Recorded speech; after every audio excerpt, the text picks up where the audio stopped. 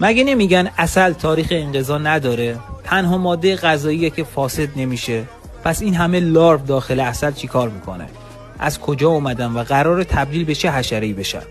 این ویدیو رو تا آخر ببین تا جواب همه سوالاتت رو بگیری. اگه از این پست خوشت اومد لایکش کن و بفرست برای دوستات.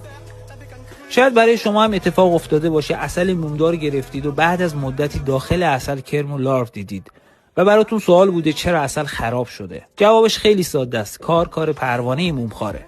طی هزاران سال تکامل و همزیستی پروانه مومخوار با روش‌های مختلف تلاش میکنه در داخل و اطراف کندو تخم‌ریزی کنه. حتی روی گل‌ها هم تخم‌ریزی میکنه تا زنبور موقع جمع‌آوری گرده گل این تخم‌ها رو به داخل کندو انتقال بده.